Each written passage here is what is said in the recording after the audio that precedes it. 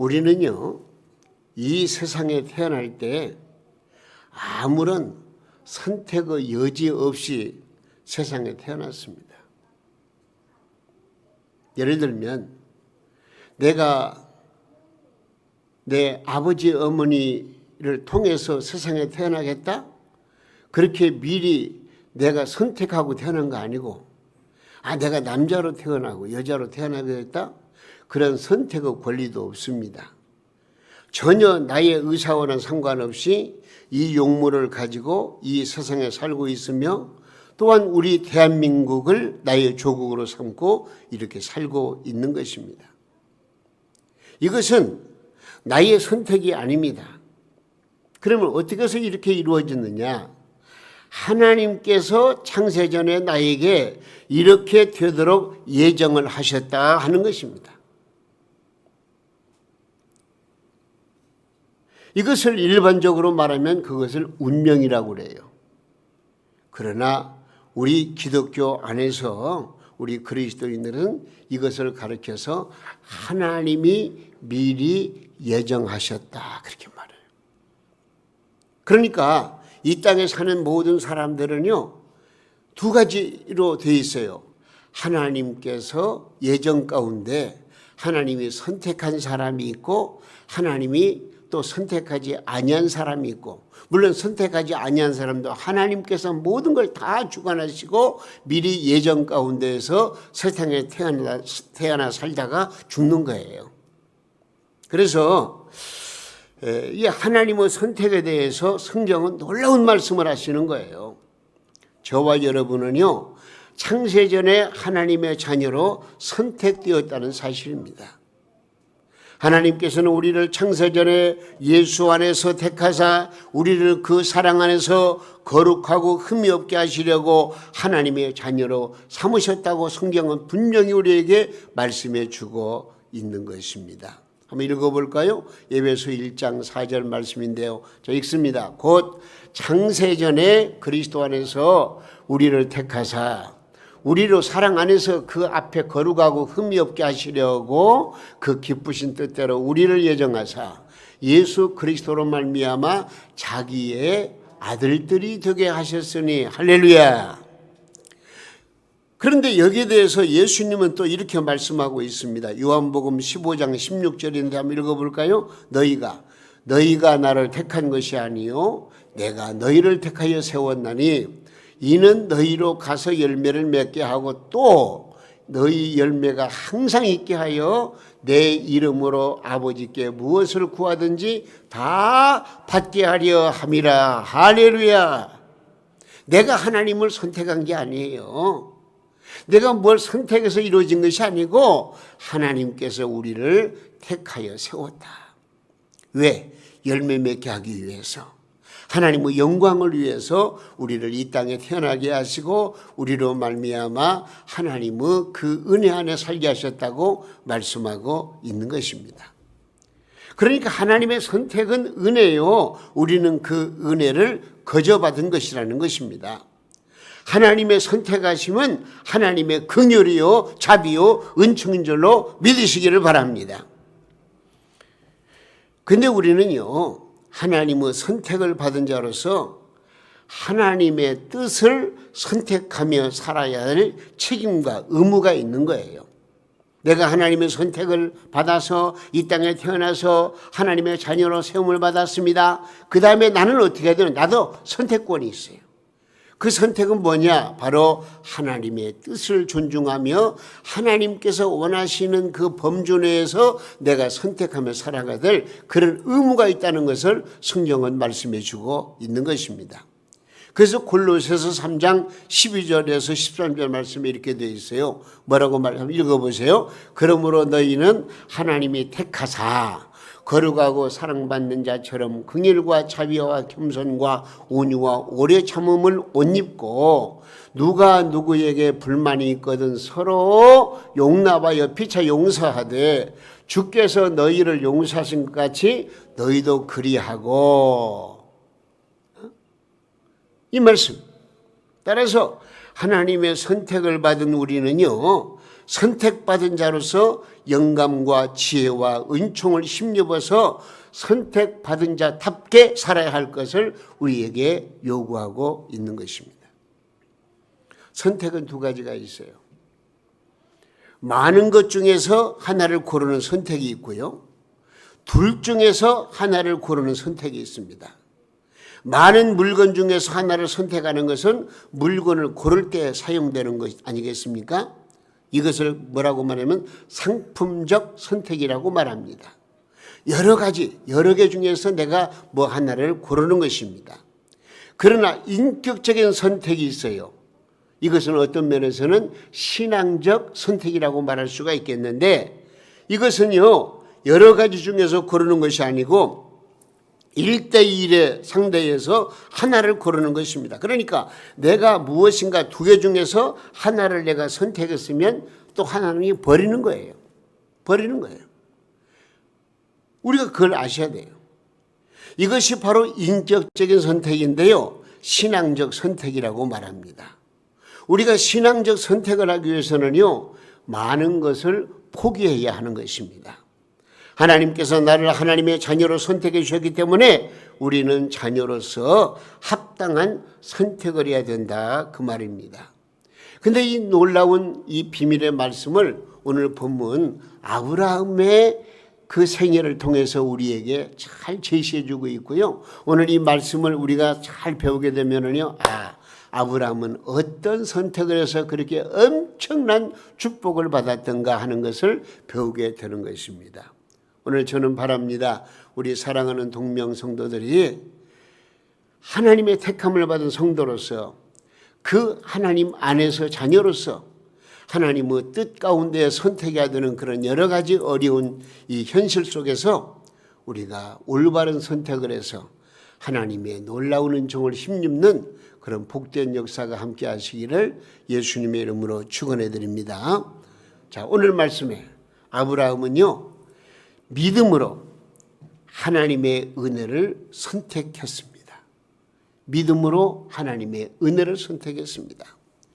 성경을 보면은요, 선택받은 자로서 위대한 선택을 했던 사람이 바로 아브라함이라고 말씀하고 있습니다. 하나님께서 아브라함에게 너는 너의 고향과 친척과 아버지 집을 떠나서 내가 내게 보일 땅으로 가라. 이게 창세기 12장 1절 말씀인데요, 이렇게 말씀하실 때에 아브라함은 하나님께서 자기에게 지시한 그런 그 뜻을 따라서 그 땅을 선택하기 위해서 자기 본토 친척 그 자기 고향을 떠났다고 말씀하고 있습니다. 그는 하나님의 뜻을 따라서 고향과 친척과 본토를 버리고 하나님이 지시하시는 가나안 땅으로 갔다고 말씀하고 있는 것입니다. 이때 아브라함은 자기의 형되는 하란의 아들인 롯과 함께 동행을 했습니다. 하나님의 은혜로 두 사람은 금은 보화를 소유하게 되었고 수많은 가축대를 거느리게 되었습니다.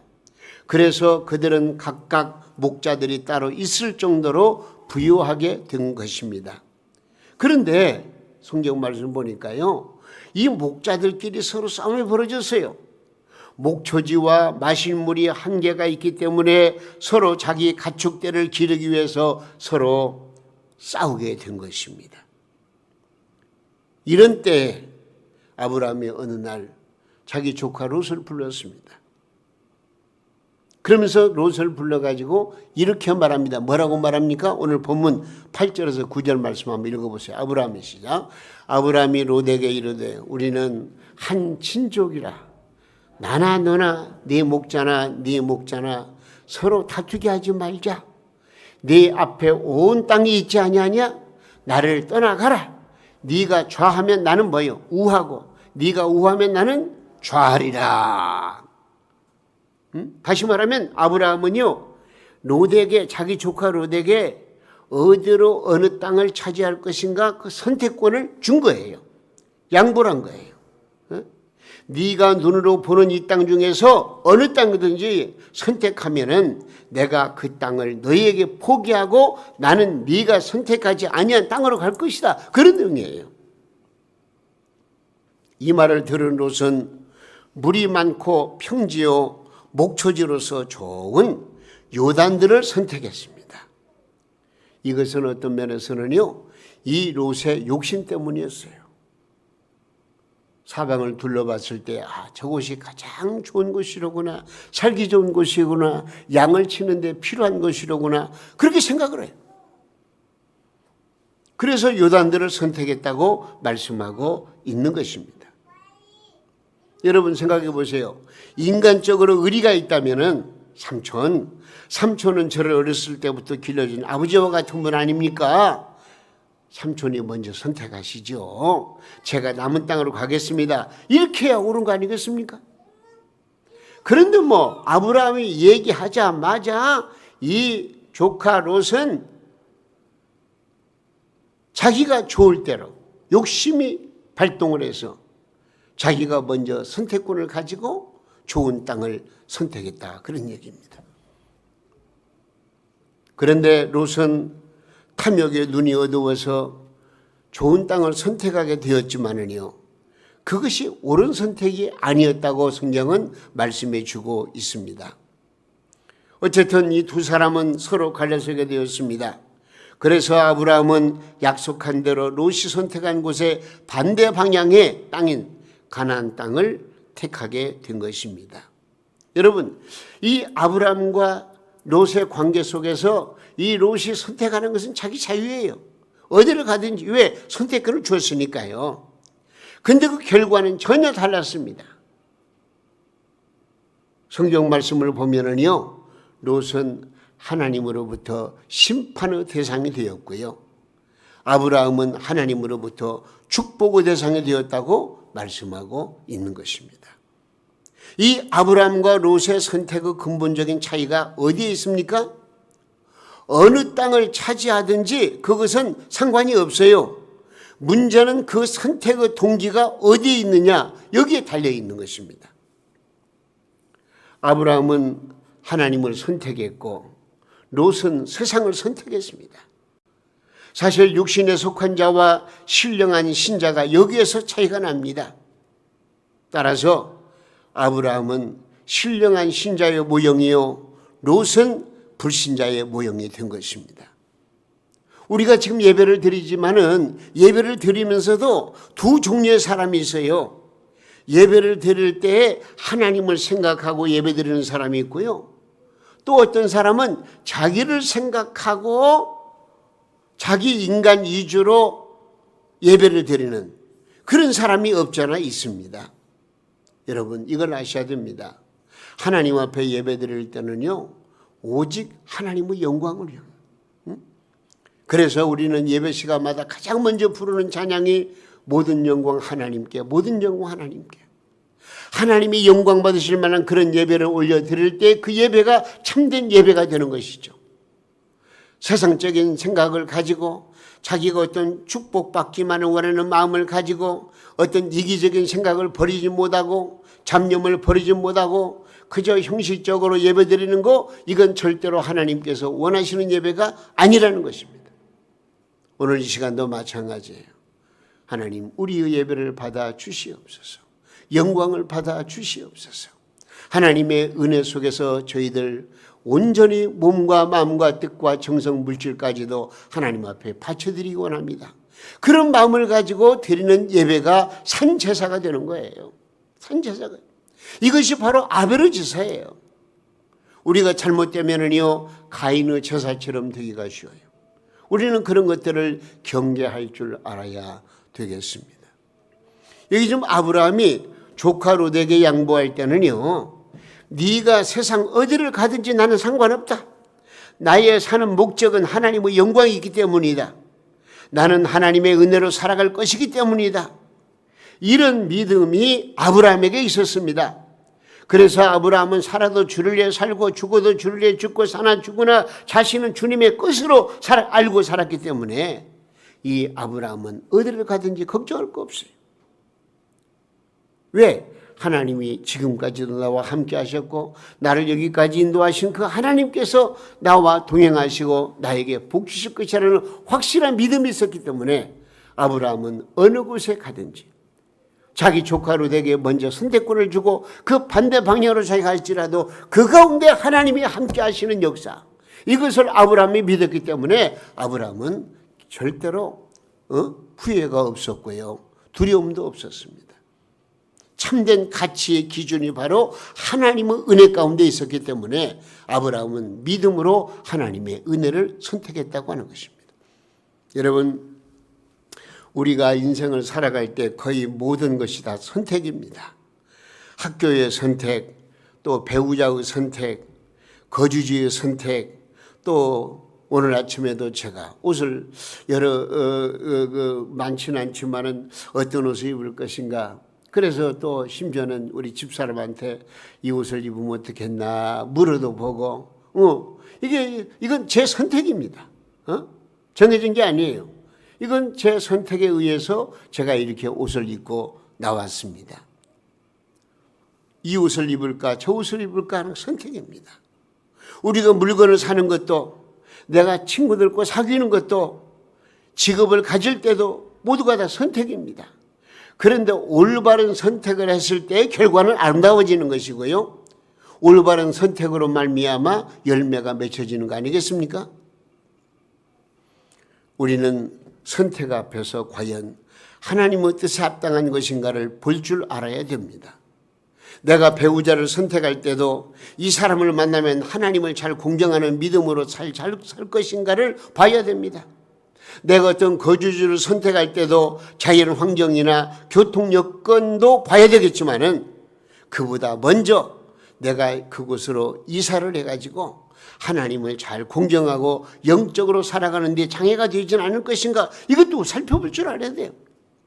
그래서 어떤 분들은 이사를 할 때는 웬만하면 내가 섬기는 교회 그 주변에 가까운 데로 가고 싶은 마음이 생기는 것입니다. 왜? 그래야만이 내가 새벽 예배도 자주 좀 찾을 수가 있고, 내가 예배 드리는데 빠지지 않고 참석할 수가 있고, 또 내 생활 환경에서 하나님의 교회가 옆에 있으니까 얼마나 든든하고 좀 마음이 안정이 되겠습니까? 여러분, 내가 뭘 선택할 때는 그 선택의 과정 속에서 하나님의 영광이 될 것인가, 아니면 내 의지와 내 어떤 욕심만이 앞장세운 것인가, 여러분, 이런 것들을 잘 판단할 줄 알아야 되는 것입니다. 하나님을 중심에 모신 사람은요, 땅에서 그 어떤 것에도 흔들리질 않습니다. 하나님의 영광을 위해서 바른 선택을 하고 믿음으로 전진하는 그런 우리의 삶이 지혜로운 삶인 것을 우리는 알아야 됩니다. 우리에게는 오직 믿음입니다. 믿음으로 우리의 발걸음을 옮기고, 믿음으로 하나님의 영광을 위하고, 믿음으로 하나님의 은혜의 삶을 살아가는 그런 지혜로운 삶이 우리에게 필요한 것입니다. 그래서 히브리서 11장 6절 말씀에 이렇게 되어 있어요. 뭐라고 그랬어요? 믿음은 바라는 것들의 실상이요, 보이지 않는 것들의 증거니 선진들이 이로써 증거를 얻었느니라 그랬어요. 여러분, 저는 바랍니다. 여러분들은 믿음으로 하나님의 은혜를 선택하고 하나님의 영광을 위해서 모든 일을 해나갈 수 있는 지혜가 함께 하시기를 예수님의 이름으로 축원해 드립니다. 그 다음 또 한 가지, 아브라함은 사랑으로 화목, 즉 평화를 선택했습니다. 아브라함은 이 땅에서 화평하게 사는 것이 행복인 것을 알았습니다. 그래서 이 아브라함은 롯에게 이렇게 말합니다. 나나 너나 네 목자나 네 목자나 서로 어떻게 하자? 다투게 하지 말자. 싸우지 말게 하자. 다투고서는 마음이 편안할 수가 없습니다. 가정의 재물이 산더미처럼 쌓아놓고도 화목이 없으면은요, 가정생활이 불편해지는 것입니다. 아브라함과 롯이 가난하게 살 때는 그런 일이 없었습니다. 재물을 얻고 보니까 성경은 여기 말씀 보니까요, 수유가 많음으로 동거할 수 없게 되었다 그랬어요. 수유가 많음으로 부자가 되니까. 오늘날도요, 재산이 많으니까 부부가 헤어지고요, 부모와 자식 간의 원수가 되고요, 형제 간에 미워하게 되고요, 친구 간의 의리가 깨어지는 경우를 종종 봅니다. 동거할 수 없는 것은 뭐냐? 하나님과 관계 속에도 마찬가지예요. 내가 인생을 살면서 정말 힘들고 가난하고 어려울 때는요, 더 열심히 하나님을 찬송하고 기도하면서 하나님을 의지하던 사람이 좀 살림살이가 나아지고 좀 먹고 살만하니까 하나님을 멀리하고 교회를 떠나는 그런 사람도 없지 않아 있어요. 여기 지금 소유가 많음으로 동거할 수가 없다. 이것이 얼마나 큰 비극입니까? 아브라함은 이것을 알았어요. 예? 물질을 선택하면 물질 때문에 노예가 된다는 것, 물질이 주인이 되어서 자기를 학대하는 것을 이 아브라함은 스스로 깨달은 거예요. 그래서 양보하고 하나님 편에서 화목하게 사는 것을 원했다는 것입니다. 내가 한 걸음 물러서면 선택권을 자기가 먼저 가질 수 있어요. 근데 자기 조카로 내게 선택권을 줬잖아요. 내가 한 걸음 양보하고 네 원대로 한번 해봐라. 그럴 때 물론 외적으로 볼 때는 이 좋은 그 유단들을 이 자기 조카 롯이 선택해서 갔으니까 얼마나 마음이 허전하고 마음에 섭섭함이 있겠어요. 그렇지만 한 발 양보함으로 말미암아 내 마음은 평안한 거예요. 그래서 성경 말씀에 보니까요, 자기를 양보하는 사람, 자기를 내놓고 나보다 남을 낮게 여기는 사람은 마음에 평안함이 있을 것이라고 말씀하고 있습니다. 옛날 의좋은 형제가 길을 걸어가다가요, 황금 덩어리 하나를 발견했어요. 굉장히 큰 황금을 발견했어요. 그 형이 먼저 발견했습니다. 그런데 동생이 그 황금을 주었습니다. 두 형제가, 그렇게 의좋은 형제가 이 금덩이를 좀 가지고 가는데 형 마음속에 이런 마음이 생기는 거예요. 아이고, 동생이 없었더라면 저 금덩어리는 나 혼자 다 차지할 수 있을 것인데, 그런 마음이 드는 거예요. 그런데 동생도 똑같은 마음이에요. 형이 없었다면 이 금덩어리는 다 내 것이 될 터인데. 여러분, 그렇게도 의 좋은 형제가 그런 마음을 가지고 이제 가는데, 이제 나루터에서 배를 타고 강을 건너게 되는데 한참 이제 배를 지어서 가는데 형이 도저히 안 되겠어. 이러다가는 형제 의리가 완전히 끊어지게 생겼어. 그래서 동생에게 금덩어리를 달라고 그래가지고 그 금덩어리를 강물에 던져버렸어요. 깜짝 놀란 동생이, 형님 이게 웬일입니까?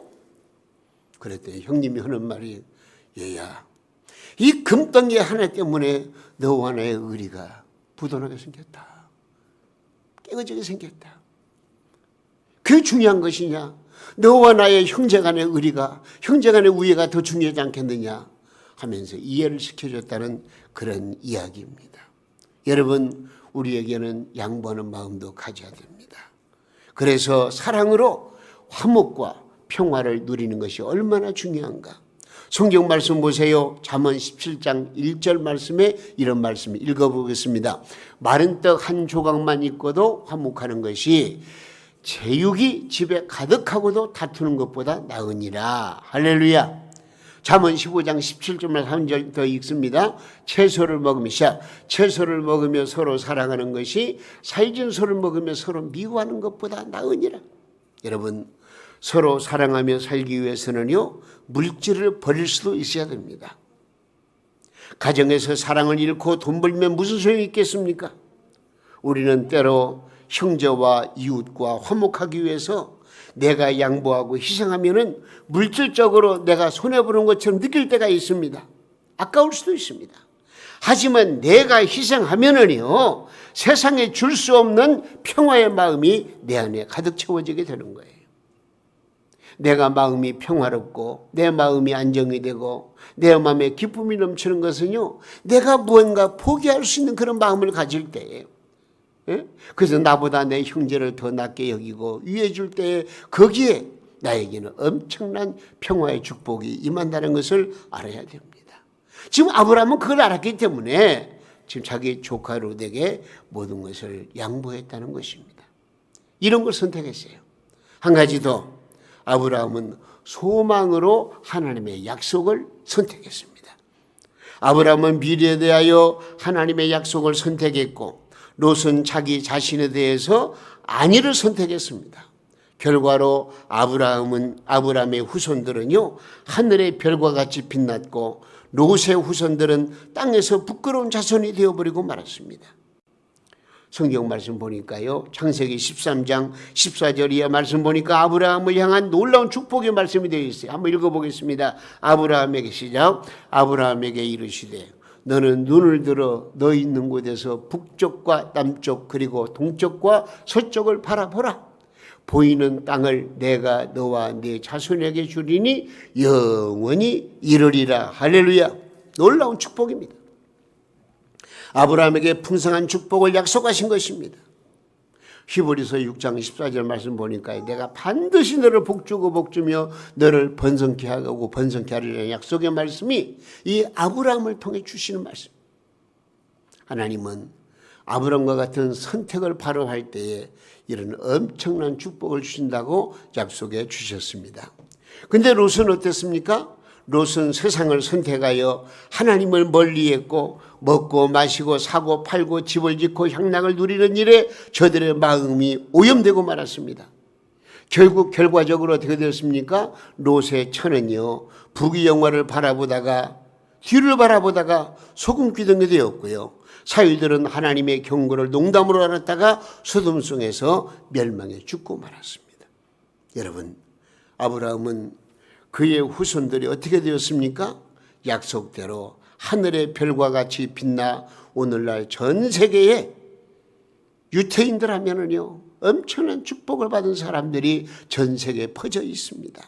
그래서 이 사람들이 롯의 상을 받아내는 주역의 인물들이 되었고요, 정치, 경제, 사회, 문화 모든 영역에 우뚝 서 있는 존재가 되지 않았습니까? 제가 이런 예와 말씀을 드리겠습니다. 시카고 대학을 창설한 유명한 분이 있는데 그분이 이름이 뭐냐? 록펠러라고 하는 분입니다. 록펠러. 이 록펠러는 수많은 대학을 세워서 미국 사회에 헌납한 최고의 재벌로 유명합니다. 이 시카고 대학은 100년 역사에 노벨상을 수상한 사람이 무려 29명이 나왔다는 거예요. 이는 록펠러의 정신에 근거하고 있다고 말하고 있습니다. 그런데 이 록펠러의 자서전 일화를 보면 이렇습니다. 록펠러가 6살 때, 6살 때 어머니가 교회에 데리고 다니게 되었습니다. 그 나이가 이제 먹어가니까 어머니가 자율성을 키워주기 위해서 록펠러야, 이제 너 혼자 교회 나가라. 물론 지금으로 말하면 그 어린이 주일학교에 다녔겠죠. 그러면서 이 어머니가 록펠러에게 20센트를 줬어요. 주면서 이 20센트를 가지고 네 마음대로 한꺼번에 다 쓰든지 나눠 쓰든지 한 주간 동안 잘 써라. 그렇게 얘기를 했어요. 록펠러가 20센트를 받아들이고 좋아가지고 주머니에다 넣으려고 하는 순간에 어머니가 단 그 가운데서 열에 하나 11조는 하나님 앞에 먼저 드리고 사용해라. 여러분, 어린 마음이지만 그 어머니의 말 한마디에 얼마나 마음속에 참 그 뭔가 감동이 충격으로 받아들였겠습니까? 지금 20센트를 다 쓰려고 이 주머니 넣고 있는데 단 20센트 중에서 11조는 하나님 앞에 드리고 쓰라. 이렇게 어머니가 말씀을 하시는 거예요. 여러분, 그래서 어머니는 이 록펠러에게 11조를 바치겠다는 거예요. 록펠러는 어려서부터 11조를 바치는 선택을 했습니다. 그는 미국의 재벌이 되었고 그리스도인으로서 하나님께 많이 헌신한 종으로 길이 역사에 남게 되었습니다. 그 기록을 보면은요, 33살에 백만장자가 되었고요, 43살에 미국의 최대 재벌이 되었다고 그렇게 기록되어 있습니다. 그런데 지금 어머니가 록펠러에게, 그저 인터넷 치면 나와요. 10가지 유언을 했다는데 그중에서 제가 그냥 예를 들면은 하나님을 네 친아버지처럼 섬겨라 한다든지, 또 목사님을 하나님 다음으로 이런 여러 가지 얘기가 있어요. 예? 근데 그 중에서 또 특이한 말이 뭐냐면 11조를 드리라는 거고, 또 한 가지는 이렇게 돼 있어요. 뭐라고 어머니가 그 아들에게 얘기했냐면은요, 너는 언제나 교회 나가서 앞자리에 앉아라. 앞자리에 앉아라. 그래야 목사님 설교에 더 큰 은혜를 받을 수가 있다. 그래서요, 이 록페르는요, 어머니의 유언을 따라서 교회 앞자리에 앉기 위해서 그 기록을 보니까 40분 전에 나와가지고 가장 앞자리에 앉아서 예배를 드렸대요. 누구처럼. 예. 그런데 이제 그분이 이제 거부가 돼가지고도 계속 어머니 말씀 따라서 앞자리에 예배를 드리는데, 록페르를 만나기 위해서 예배당에 찾아온 많은 사람들이 있었는데, 그 사람들은요, 록페르를 못 만나고 뒷꼭지만 보고 갔다. 왜? 앞자리에 앉아 있으니까 얼굴을 못 보는 거예요. 그리고 또 한 가지가 있어요. 너는 절대로 목사님 말씀에 순종하라. 네가 순종하는 것은 복이고 불순종하는 것은 네게 결코 은혜가 안 될 것이다. 이런 얘기를 했어요. 그래서 이 록페르는 그의 생애 속에서 자기가 다니는 교회 목사님, 물론 다른 목사님들도 존경했겠죠. 그래서 그 목사님 앞에서 거부함이 없이, 이견이 없이 순종으로 일관했다는 그런 기록이 있습니다. 여러분, 그러면서 그 결론이 그겁니다. 네가 무엇을 하든지 내가 너에게 준 이 얘기를 잘 마음속에 아로새겨서 그대로 순종해라. 첫째는 오늘 10가지 중에서 3가지입니다. 첫째는 뭐예요? 11조로 온전히 바쳐라. 두 번째는 뭐예요? 예배 시간에 가장 앞자리에 앉아라. 세 번째는 목사님 의견에 절대로 이의를 달지 말고 순종해라. 이 3가지를 록펠러가 어머니 유언을 따라서 그대로 순종해가지고 엄청난 축복을 받았다는 그런 이야기입니다. 여러분, 그래서 록페르는 어머니의 말씀의 유언대로 순종해서 세계적인 대제벌로 자손들이 수많은 축복을 받는 후손으로 역사에 남았다는 것입니다. 할렐루야. 이제 우리는 나 같은 죄인을 선택하여 부르시고 구원해 주신 하나님께 감사하시기 바랍니다. 그리고 아브라함처럼 믿음으로 하나님의 은혜를 선택하고 예수님 사랑으로 평화를 선택하고 또한 소망으로 하나님의 약속을 선택해서 행복하고도 복된 삶을 살아가는 우리 동명 성도님들 다 될 수 있기를 주님의 이름으로 축원합니다. 이 놀라운 축복을 사랑하는 자손들에게 유산으로 남겨줄 수 있기를 간절히 바랍니다.